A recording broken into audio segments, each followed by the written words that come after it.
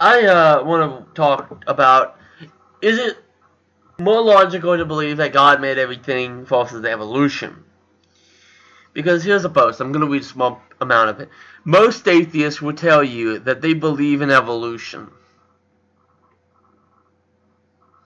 They would probably tell you they accept evolution. I don't know about belief in it, but accept it. Yeah, I would say I accept evolution.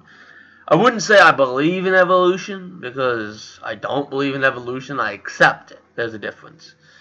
But evolution takes more faith to believe in than it does to believe man's creation account. Alright? So what he's basically saying is, it takes more faith to believe in the bones that we have, and the DNA, and the walk layers that we have, and the hundreds of bones that we have in museums, and the fossils in the walks, and the pictures of dinosaur footprints, and all that. It takes more faith to believe in all that than it does to believe that there's an invisible man in the sky that used a web and made us out of dirt. I think it's clay, but it's essentially dirt.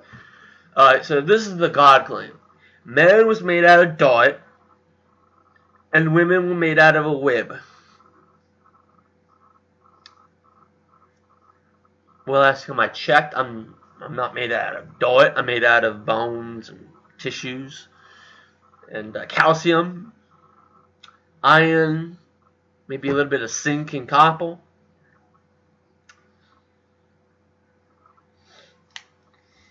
I'm not made out of dirt.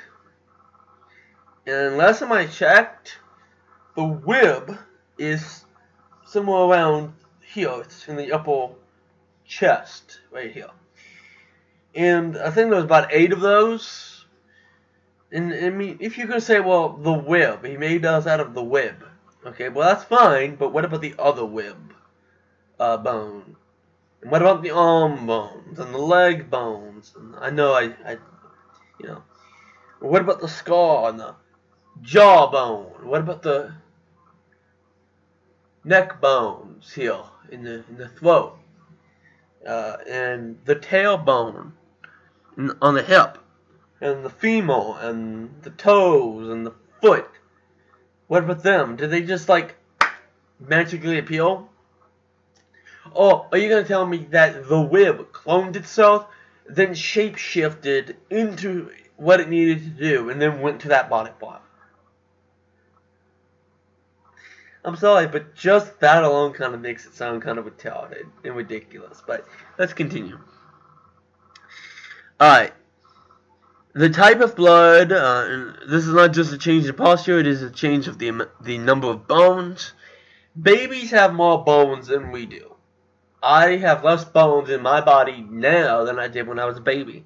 And the reason why babies have more bones is because they haven't fused together to become one.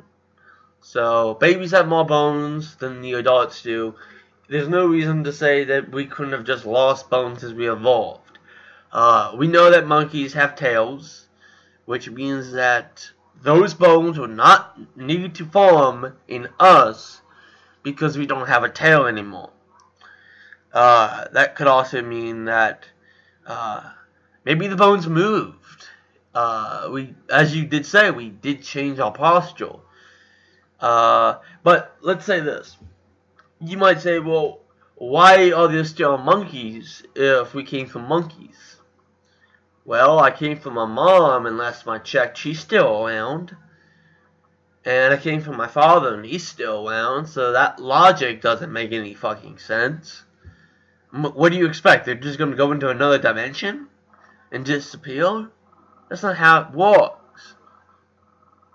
Just because you have offspring doesn't mean you're just going to cease to exist. If that was the case, we'd have less of a population. We'd probably have no more than 2 billion people. If that was the case. Maybe 3 billion. I would go that high. But we wouldn't have nowhere near 7 billion people nowhere. At least for a long time. Let's see, yeah. To toss all that off by saying that a species evolved into another species, we've seen that happen. I mean, we can do that. We can take a species of bird that once lived in an area, put it into a cage, drive it to some other part of the world, and release it into like maybe an environment that's caged off, whatever, and let them live in this caged area. You know, that's probably a couple miles or whatever, and come back 20 years later, 50 years later, whatever, however amount of time you think is logical. And you'll see that there's a change. They probably don't look the same. The beaks probably changed. The feather coloration had changed. I mean, you take any bird from the tropical rainforest and put it into a Greenland, a fieldy lack of trees, so very little trees. And the bird from the rainforest will have two choices. It will either die off or it will change, aka evolve. And yeah, it would probably be a die off. Say that you had a group of 50 birds from the rainforest and you released all 50 into an environment that is vastly different than those. You might have a die off, but at least some of them might survive, and those are going to be the ones that in the next few generations are going to change. And let's say you did this experiment for 150 years. That's a few generations of the test. But let's say you did that, and then the third or fourth generations put back into the rainforest where their ancestors used to live, and they can't live there anymore. That would be called a species. We have separated the animal to the point where it's no longer a valid animal for wherever its ancestors used to be. And it's the reason why, as humans migrated out of Africa, we went from black to white.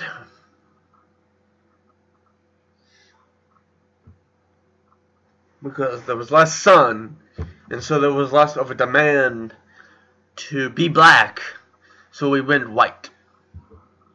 That's the reason why if you go closer to the equator, you would start seeing darker skinned people, and as you go north and south of the equator, you start getting lighter skinned people, until finally you get white people. So it's not out of there to say that species changed into another species, because we've seen that happen. We've done tests that did this, and we can just look at the animals in real life and just like, oh, yeah, well, that used to look like that, and now it don't. If you want a good example of evolution, bugs, cockroaches, for example. Before we got bug spray, before we invented bug spray, when you sprayed bug spray, that killed any bug. Just did. Killed them all off. Now, use the same bug spray. Don't do a damn thing. It might stun them and might kill a few, but it ain't gonna kill all of them, or even a majority of them. Reason why? They've built an immunity. They've evolved. They have changed so that is no longer as effective as it used to be. It's the reason why people who walk with venomous snakes, they get bit all the time, don't die. Because their bodies have developed an immunity, at least to some degree, to the venom. So they won't die. They might get sick, but they won't die. So to say that evolution is something you shouldn't put money on, or that you wouldn't put your money on, it's kind of illogical because we have evidence. And to say that it takes more faith to believe in evolution than it does to believe in a magic man in the sky that we can't see, that made me out of dot and made your wife out of a bone,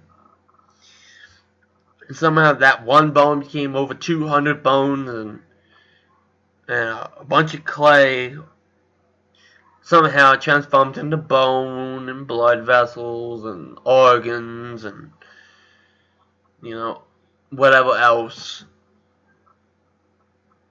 Go on. Go outside, dig some dot, and look through it. Look at the dot under a microscope. Tell me when you find a stem cell, or a skin cell, or a red blood cell. Yeah, you won't. Because dot don't have them.